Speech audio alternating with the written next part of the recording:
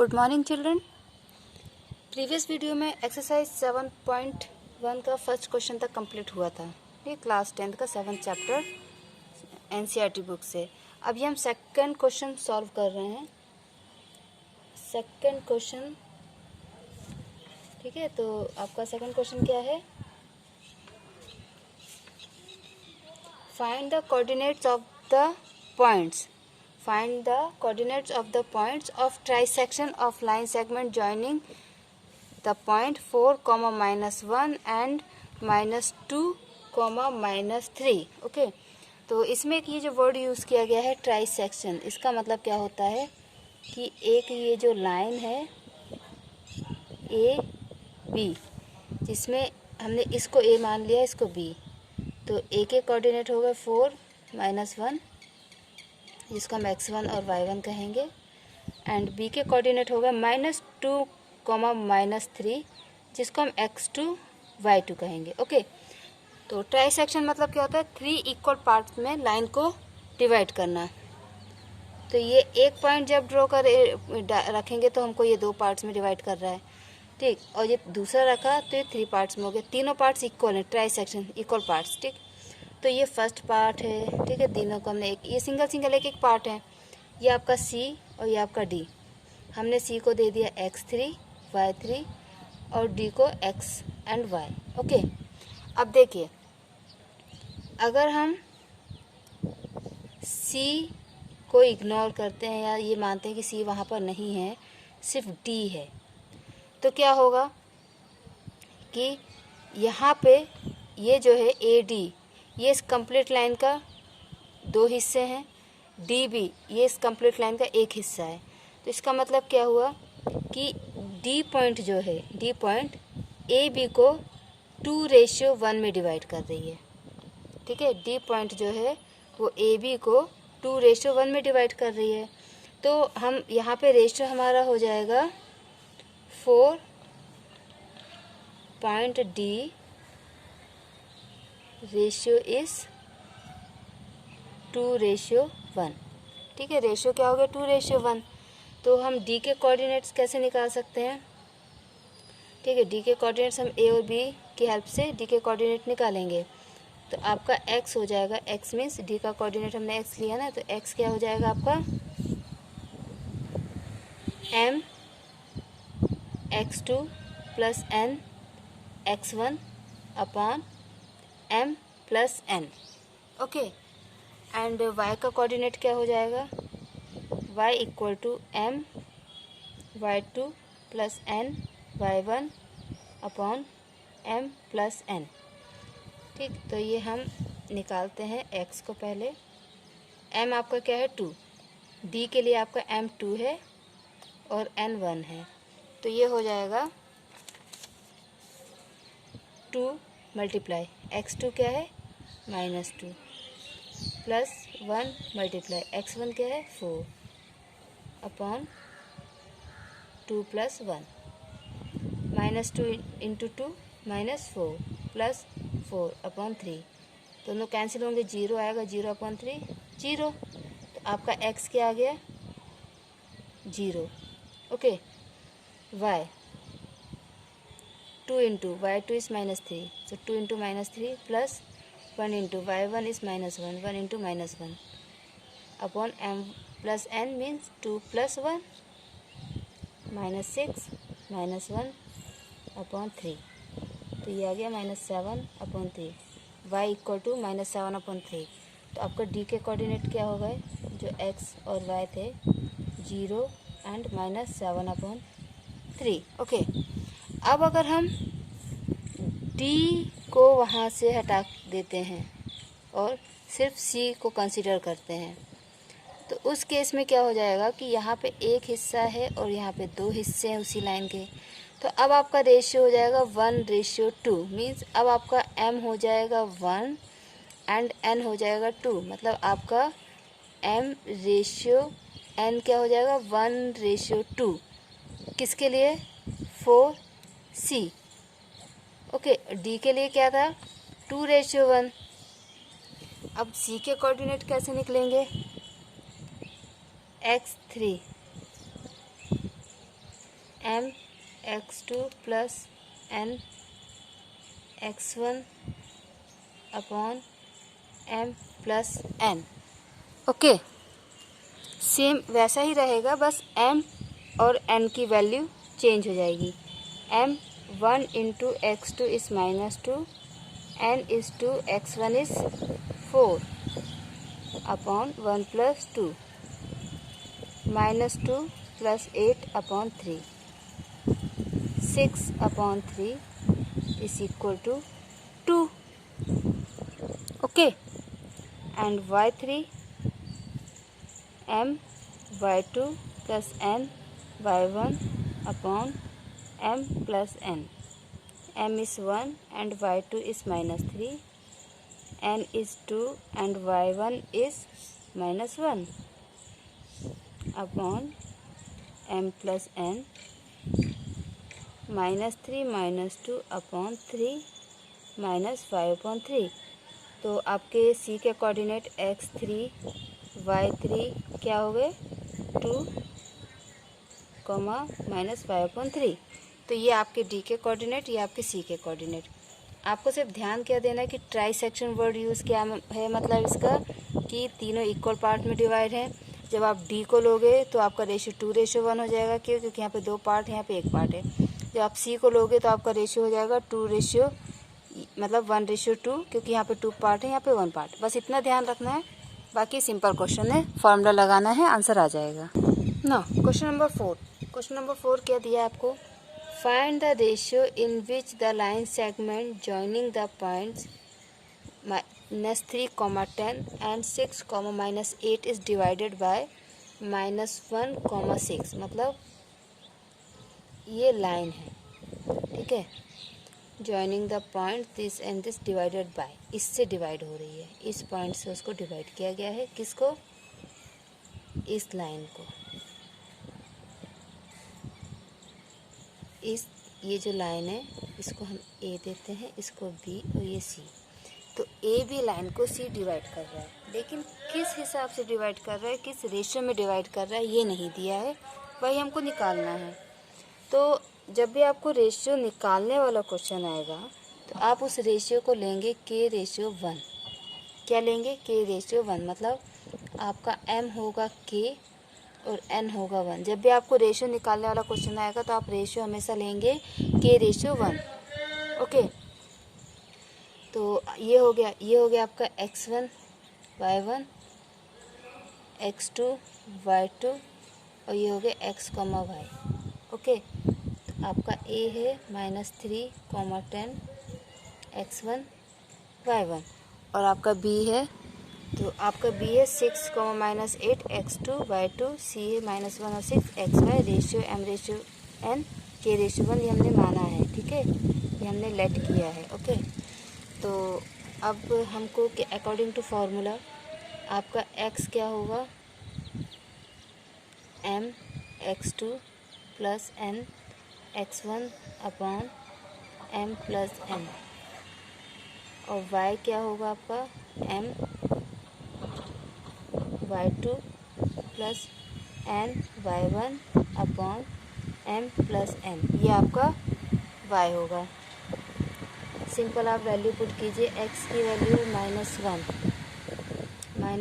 Is equal to m है आपका k, x2 है 6, k इंटू 6 प्लस n है 1 इंटू x1 क्या है आपका? -3, 1 इंटू -3 और नीचे आएगा k प्लस 1।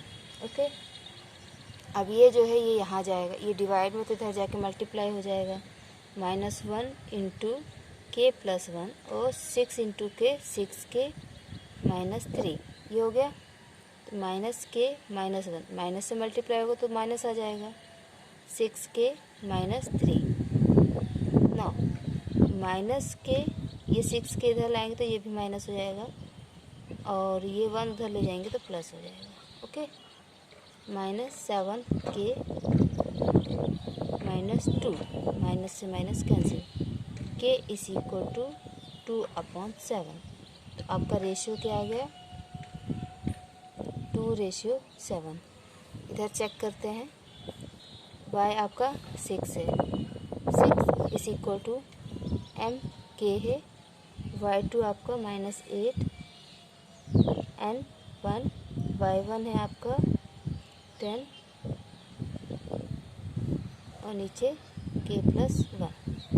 ये k + 1 यहाँ के मल्टीप्लाई हो जाएंगे और ये 8 × k -8k + 10, 6k + 6 equal to -8k + 10, 6k + 8k, ये 8 इधर आके प्लस हो जाएगा और ये 10 - 6, 14k = 4, k = 4/14, that is 2/7 means 2:7। तो आप चाहे इसको सॉल्व करें चाहे इसको सॉल्व करें, आपका आंसर दोनों में सेम आया है। एग्ज़ाम में आपको एक ही पार्ट सॉल्व करना है, दोनों पार्ट सॉल्व नहीं करना है। ओके, ठीक है, क्योंकि आपको सिर्फ रेशियो निकालना है, वो तो हमारा एक्स से ही आ गया है। Clear? Next question, this is your 5th question. Find the ratio in which the line segment joining A 1, -5 and b -4, 5 is divided by the x axis। किसके द्वारा डिवाइड हो रही है? x axis. Also find the coordinate of the point of division. मतलब क्या है कि ये आपकी x एक्सिस है और ये 2 पॉइंट हैं, इसको जोड़ दिया। ओके, तो ये आपकी जो x एक्सिस है, ये y एक्सिस, ये डिवाइड कर रही है इसको। अगर x एक्सिस डिवाइड कर रही है दैट मीन्स आपका x की तो कोई वैल्यू होगी लेकिन y आपका 0 होगा, है ना। x एक्सिस डिवाइड कर रही है ना, तो y क्या होगा? 0 होगा। तो आप क्या लिखेंगे? Since line is divided by x axis, therefore coordinates क्या होंगे आपके? x and 0। क्या होंगे? x and 0। आपका y जो होगा वो 0 होगा। ओके, तो ये आपकी लाइन a 1 - 5, इसको हमने बोला है x1 y1। ये आपका b -4, 5 x2 y2। ओके, और किसके द्वारा डिवाइड की गई है? इसके द्वारा, इसमें y 0 है। आपको क्या निकालना है? रेशियो। तो जब भी हमको रेशियो निकालना है तो हम क्या कहते हैं? Let the ratio be k/1। ठीक है, m/n आपका क्या हो गया? k/1। ओके, तो जब ये k/1 आपने लिया है तो आपका हम इसके माध्यम से निकालें y, आपका y = क्या होगा? m y2 + n y1 upon m + n।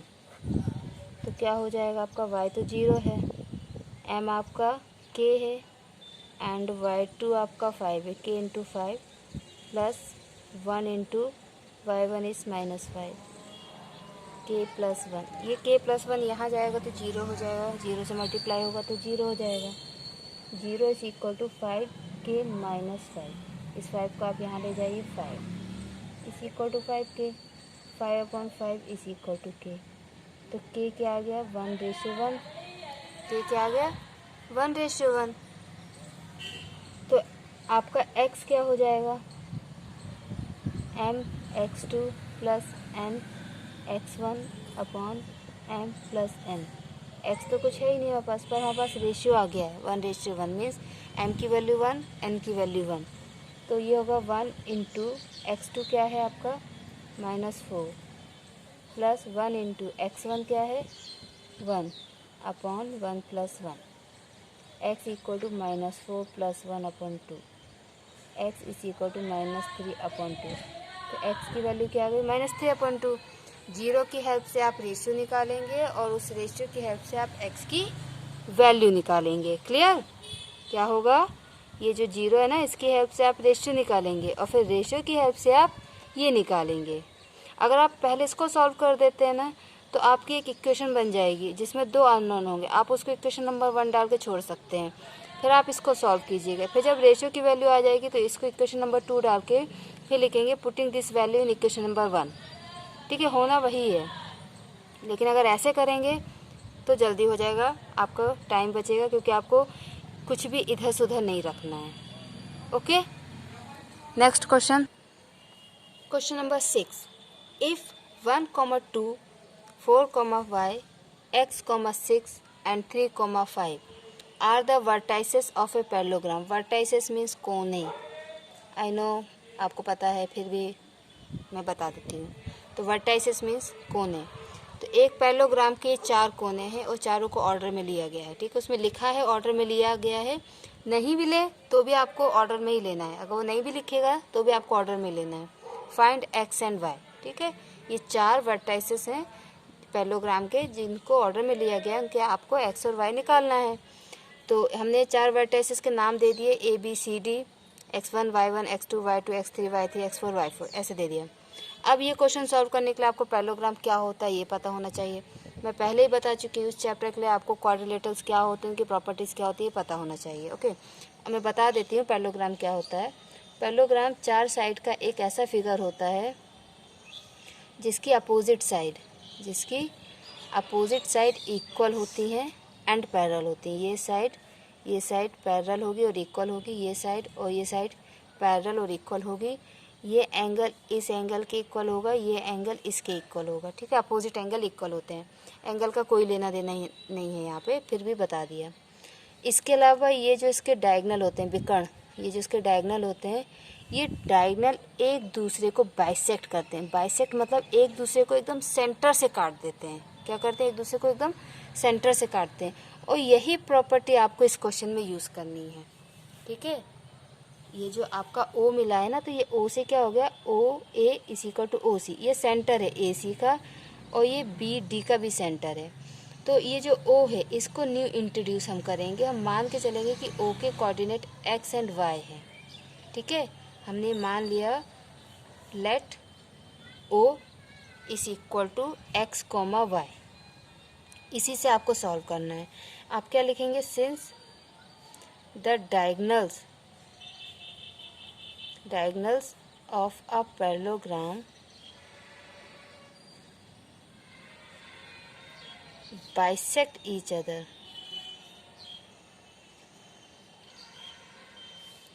therefore O is the center of AC and BD। Clear? Okay, तो O क्या हो गया, AC और BD का सेंटर हो गया। दिस इज AC, ये O सेंटर हो गया। O A के कोऑर्डिनेट x1 y1, C के कोऑर्डिनेट x3 y3। ठीक है, तो और O के हमने लिए x एंड y। ठीक, तो हम अगर x एंड y को निकालना चाहे, क्योंकि ये सेंटर है तो हम सेंटर वाला फॉर्मूला यूज़ करेंगे, सेक्शन का सेंटर वाला फॉर्मूला। तो x इक्वल टू क्या हो जाएगा, x1 plus x3 upon 2। Okay, x1 क्या है आपका 1, x3 x अपॉन 2। ओके, तो इसको हम x5 ले लेते हैं, अदरवाइज ना ये x के साथ ना कंफ्यूजन हो जाएगा। तो ये आपका x5 हो गया। ओके, तो x5 की वैल्यू क्या आ गई, 1 प्लस x अपॉन 2। इसको यहीं छोड़ दो, 2 अननोन है ना, एक इक्वेशन में 2 अननोन है, हम नहीं निकाल सकते। y5 y1 plus y2, y1 is 2 and y3 is 6 upon 2। आपका y5 क्या आ गया, 8 अपॉन 2 मीन्स 4। y5 हमारा निकल आया और x5 नहीं निकला। अब हम किसके रिस्पेक्ट में सॉल्व करेंगे, BD। ओके, ये आपका BD और ये आपका सेंटर पॉइंट O। B आपका x2 y2 और ये x4 y4 और ये है आपका x5 y5। ओके, तो ओ के हिसाब से आपका x5 हो जाएगा x2 प्लस x4 अपॉन 2। तो x5 क्या हो गया, x2 is 4 and x4 is 3, 4 plus 3 upon 2। तो आपका x5 क्या आ गया, 7 अपॉन 2। तो आप यहाँ पे x5 की वैल्यू पुट करेंगे। आप इसको क्वेश्चन नंबर 1 दीजिए। Put the value of x5 in equation 1। Equation 1 आपकी क्या थी, x5 is equal to 1 plus x upon 2। x5 कितना है, 7 अपॉन 2, 1 प्लस एक्स अपॉन 2। ये वहाँ जाएगा तो मल्टीप्लाई हो जाएगा, 7 into 2 upon 2 is equal to 1 plus x.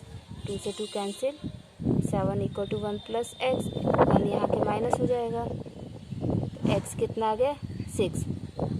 x की वैल्यू क्या आ गई, 6। ओके, अब y5, ठीक है, vd के रिस्पेक्ट में y5 क्या होगा, y2 plus y4 upon 2। y2 इस y एंड y5 की वैल्यू क्या है, 4। इक्वेशन नंबर 2 से आप y5 की वैल्यू रख लीजिए, 4 इक्वल टू y2 इस y एंड y4 इस 5। सो y प्लस 5 अपॉन 2, ये 2 यहाँ जाके मल्टीप्लाई होगा तो 8, y प्लस 5 यहाँ के माइनस हो जाएगा, 3 इज इक्वल टू y। तो x एंड y की वैल्यू क्या आ गई, 6 एंड 3। ओके, तो आपको ये वाला क्वेश्चन डायगोनल की हेल्प से सॉल्व करना है। इस क्वेश्चन का ट्रिक क्या है, डायगोनल्स की हेल्प से सॉल्व करना है। अगर आप साइड को लेके चलेंगे क्वेश्चन आपका सॉल्व नहीं होगा। ओके।